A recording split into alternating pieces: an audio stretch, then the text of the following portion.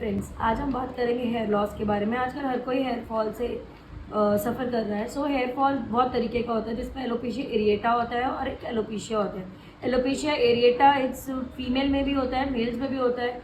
Male pattern baldness होती है या फिर आपका सर्कल एक सर्कुलर पार्ट की तरह एलोपेशिया एरिएटा हो जाता है, तो वो मेल में भी होता है, फीमेल्स में भी हो सकता है। फीमेल्स में ब्रॉड आपकी जो पार्टिंग होती है वो ब्रॉड हो सकती है, मेल्स में आपका पैची हो जाता है। सो ये सारे बहुत सारे तरीके के हेयर लॉस होते हैं। हेयर लॉस होने के बहुत सारे रीजन होते हैं, जिसमें आपकी न्यूट्रिशन डाइट आपकी अच्छी नहीं हो सकती, या फिर आपके होर्मोनल या इनहेरिट, मतलब जो आपकी पहले से आपकी फैमिली में कहीं पीछे से किसी का हेयर फॉल होता है या फिर हेयर लॉस होता आ रहा है। सो वो भी बहुत सारे फैक्टर्स होते हैं। Stress is the most important factor, जिसकी वजह से आप अपनी डाइट प्रॉपर नहीं लेते हैं, आपका रेगुलर जो डेली का शेड्यूल है वो प्रॉपर नहीं होता है, जिसमें आपकी सारी चीज़ें रिफ्लेक्ट करती हैं, स्किन, हेयर, सब कुछ। सो आपका hormonal इम्बैलेंस है, वो भी एक अलग फैक्टर है। आफ्टर चाइल्ड बर्थ के बाद भी फीमेल्स में हेयर लॉस की प्रॉब्लम आती है। So these are the causes of मतलब हेयर लॉस रीजंस है। और अब इनको आप कैसे इससे बच सकते हैं। हेयर लॉस के लिए सबसे मोस्ट इम्पॉर्टेंट है आपकी डाइट। आप प्रोटीन फाइबर रिच डाइट लीजिए, जिससे आपके बालों में अच्छा प्रोटीन कैरेटीन रहे।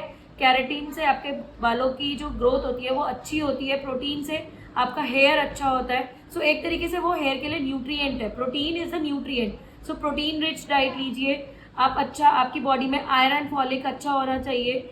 आप मल्टी वाइटामिन प्रॉपर रेगुलर लीजिए। बायोटीन लीजिए, जिसमें आपका आंवला आता है, या फिर कोई भी सिट्रस, ओमेगा 3 लीजिए। So these are the main things जो आपकी अपनी डाइट में ऐड होना चाहिए। Omega 3, biotin, vitamin B12, D, vitamin D, zinc, ये सारी चीज़ें हैं जो आपको अपनी डाइट में ऐड करनी है, जो आपके हेयर फॉल को कंट्रोल करने में हेल्प करती है। Now we come on the treatments, जिसमें हम आपके आते हैं। इसमें नंबर ऑफ ट्रीटमेंट्स है आपके हेयर लॉस के लिए। And yes, most important factor ये भी होता है आपका हेयर लॉस का, जिसमें आप केमिकल ट्रीटमेंट्स कराते हैं। सपोज आपने हेयर कलरिंग करा लिया, हेयर ब्लीच करा लिया या पर्म करा लिया। सो ये जो कलर, ये जो होते हैं कि आपके हेयर को डेड कर देते हैं। जब ये आपके हेयर को डेड कर देते हैं, तो उसके बाद आप इसको कभी प्रोटेक्ट नहीं करते हैं, आप इसको केयर नहीं करती। तो you should protect your hair from these chemical things. So अगर आप करा भी रहे हैं तो आपको उनको रेगुलर कंडीशन करना है, बिल्कुल माइल्ड शैम्पू यूज करना है जो पैराबेन फ्री हो। सो इससे आपके हेयर का शाफ्ट हेल्दी रहेगा। So now we come on the treatments again.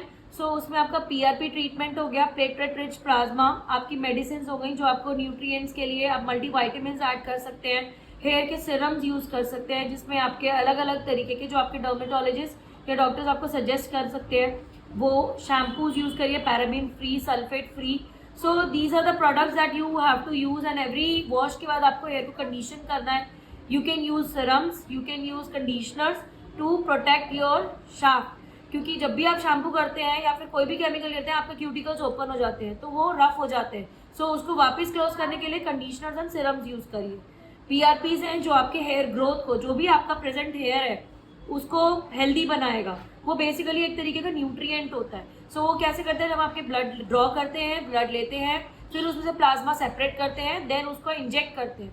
So this is the main thing जो PRP जो आपके हेयर ग्रोथ को, हेयर को हेल्दी बनाने में आपके हेल्प करता है, right. So yes, most important diet, second is the treatment and the medications. And yes, hair spas भी ले सकते हैं वो जो आपके हेयर को कंडीशनर करेंगे। अगर आपको टाइम नहीं है, आप येस सैलून्स पे भी जा सकते हैं, आप हेयर स्पा भी करा सकते हैं।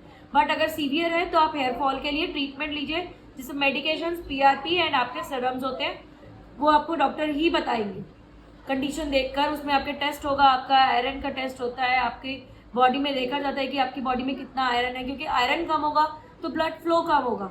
तो इसलिए आयरन होना बहुत इंपॉर्टेंट है। विटामिन B12 की डेफिशिएंसी से भी हेयर फॉल हो जाता है, विटामिन D की डेफिशिएंसी से भी हेयर फॉल की प्रॉब्लम आ सकती है। सो मेक श्योर कि आप इनफ न्यूट्रिएंट्स अपनी बॉडी को दे रहे हैं। कुछ केसेस में क्या होता है कि आपने PRPs कहाँ काम करती है, जहाँ पे आपके हेयर का रूट होता है वहाँ पे PRPs काम करती हैं। बट जहाँ पे क्या होता है कि पेशेंट की कभी कभी क्या होता है कि स्कैल्प में रूट ही नहीं है, बिल्कुल चिकना एरिया है, सो वहाँ पे only hair transplant will help. उसके बाद आप PRP ले सकते हैं to make that root strong.